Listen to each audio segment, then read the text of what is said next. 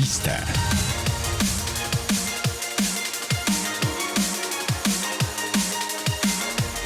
¿Qué tal, amigos? Está conmigo Camilo Gutiérrez. Él es jefe del Laboratorio de Investigación de ESET América Latina. Y estamos en medio de un gran problema. Camilo, este ataque del virus malicioso que se ha conocido como WannaCry, porque hace llorar a las personas que encienden su ordenador y se encuentran que este malware básicamente ha tomado control y ha encriptado todos sus archivos.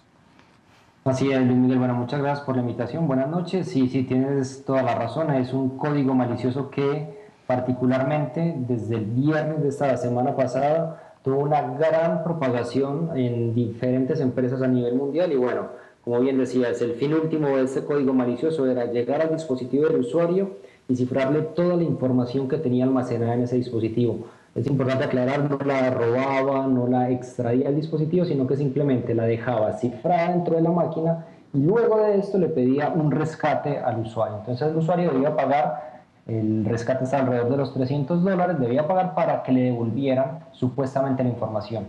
En este caso, pues obviamente, muchas veces es importante resaltar el hecho de que en este tipo de infecciones los atacantes muchas veces no devuelven la información a pesar de que el usuario pueda pagar. Completamente. Y justamente la Europol ha estimado que la afectación alcanzó a más de 200,000 ordenadores en más de 150 países. Estuvieron particularmente vulnerables en Rusia, Ucrania, en fin, en el lado oriental de todo el planeta. Pero eso ha llegado a todos lados. España también se vio afectado, inclusive México se vio afectado. Y tal cual, incluso de acuerdo a las mediciones que tenemos en el laboratorio de ESET, México fue el primer país o el país en Latinoamérica con mayor cantidad de detecciones de este código malicioso en la región. Es decir, que de alguna manera podemos ver que si bien este código malicioso se propagó de forma bastante masiva a nivel mundial, como bien mencionabas, Luis, más de 150 países afectados. Bueno, Latinoamérica no fue la excepción y estuvo dentro de los países que se vieron afectados por esta amenaza en estos últimos días. Ahora, curiosamente, un analista de MalwareTech que simplemente identificó que se estaba dando esta situación, entonces él, dentro de su proceso normal, donde primero pues identifican cuáles son los servidores de donde está propagándose esta invasión. Luego entonces hacen el análisis para determinar la distribución geográfica, IPs afectadas y demás. Y después, como tercer paso, tratan de hacer una reingeniería, una ingeniería hacia atrás para entender el software, encontrar sus vulnerabilidades y deshabilitarlo. Pero aquí, cuando registró los sitios donde estaba saliendo, pues curiosamente eso era como un kill switch y se detuvo. Se detuvo la afectación. Eso hizo que tuviéramos un lapso temporal, sábado por la tarde se detuvo y demás, pero entonces domingo por la noche se dieron cuenta las personas que habían perpetrado esto, hicieron correcciones al software y lunes en la mañana, China en particular, más de cientos de miles de ordenadores de nuevo afectados por una nueva versión de este malware. Claro, bien, como bien mencionas, Luis, el tema con esta primera variante, con esta primera versión que vimos finalizando la semana pasada, tenía esa característica de kill switch, como bien mencionas, que simplemente iba y verificaba si existía un dominio, una URL, si esa URL como no existía, si no existía, hacía la infección de la máquina. En el momento en que este investigador se dio cuenta, registró el dominio y con eso se logró parar la amenaza momentáneamente. Sin embargo, es muy importante remarcar la forma en la que se está propagando esta amenaza, y es que aprovecha una vulnerabilidad en el sistema operativo Windows. ¿Okay? Entonces, por más de que tuviera este kill switch o tuviera algún otro tipo de protección, es importante que una vez que llegaba a la máquina del usuario, si ese sistema operativo, Windows particularmente, tenía esa vulnerabilidad, el atacante iba a poder tomar control de la máquina, y al tomar control de la máquina lo que iba a hacer era instalar ese código malicioso. Ahora, ¿por qué tuvo un impacto tan importante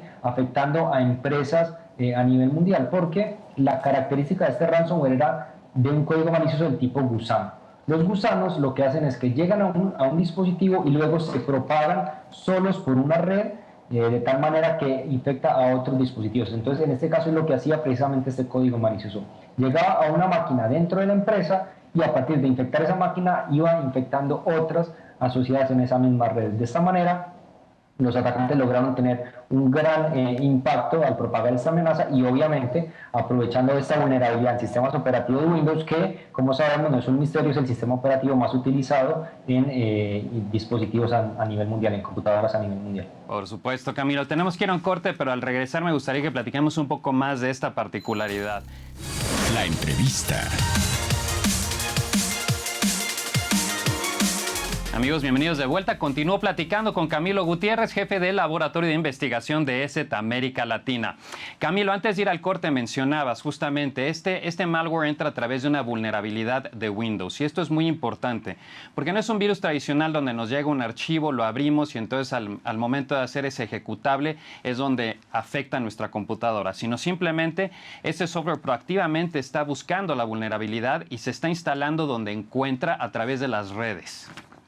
Claro, tal cual, o sea, este ransomware que tiene esa descripción que das al respecto del comportamiento del código malicioso, es lo que en seguridad informática se conoce como un código malicioso de tipo gusano, que lo que va es buscando esas vulnerabilidades en los sistemas y el equipo que encuentra esa vulnerabilidad ejecuta la carga maliciosa, que en este caso es la ejecución del ransomware. Entonces, de ahí la importancia de tener actualizado el sistema operativo. Vale la pena también mencionar que esa vulnerabilidad ya había sido solucionada con un parche de seguridad de Microsoft en el mes de marzo, es decir, un par de meses atrás, y las empresas o los usuarios que hubieran aplicado ese parche pues no se verían vulnerables a este tipo de amenazas. Entonces, es importante también lo que hizo Microsoft durante el fin de semana, como bien mencionabas en la primera parte, que tuvo como ese receso a la propagación de este código malicioso. Lanzaron parches de seguridad para las versiones de Windows XP y Windows Vista, que son versiones a las cuales ya Microsoft no le estaba dando soporte, pero dado que esta amenaza se estaba propagando, afectando este tipo de dispositivos, pues también lanzaron parches de seguridad para evitar que se siguiera propagando y afectando a tantos usuarios a nivel global. Claro. Un detalle interesante y que igual y no se ha publicado mucho, pero es que al parecer el origen de este malware es el FBI de los Estados Unidos. No que el FBI lo haya propagado, pero que es un software que desarrolló el FBI de los Estados Unidos para justamente intervenir los ordenadores de gente que están investigando. Y alguna persona encontró ese malware, lo puso en Wikileaks y de ahí fue que alguien más lo tomó y lo empezó a propagar. Tal cual, o sea, lo que mencionas tiene que ver precisamente con el exploit, es decir, ese código malicioso que afectaba o que trataba de explotar mejor la vulnerabilidad esa que mencionábamos en Windows. Ese exploit que se denomina Eternal Blue tenía esas características, fue un código malicioso, un exploit que fue liqueado directamente de la NSA hace unos meses atrás, durante el año pasado. Alguien lo logró extraer de ahí y estos cibercriminales que estuvieron detrás de la propagación de WannaCrypto utilizaron ese exploit que ya era conocido, que ya se había liqueado, para aprovechar la vulnerabilidad y poder afectar esta gran cantidad de máquinas que fueron afectadas durante el final de la semana pasada. Completamente, Camilo. Y algo muy importante es que, bueno, vemos que hoy todos nuestros dispositivos están conectados. El Internet de las cosas sigue siendo el trend y cada vez vamos a ver que inclusive la licuadora de la casa va a estar conectada al Internet. Y entonces esto lo que viene a demostrar es una enorme vulnerabilidad que tenemos en nuestros celulares, en nuestros hogares, en absolutamente todos lados. Y recalca entonces la particular atención que debemos de tener a siempre tener nuestros sistemas actualizados, a tener un antivirus, a no meternos a sitios de los que no tengamos un conocimiento claro de su procedencia o abrir simplemente correos que nos llegan así, que no sabemos ni de quién vienen y que nos piden abrir algún tipo de documento, ¿no?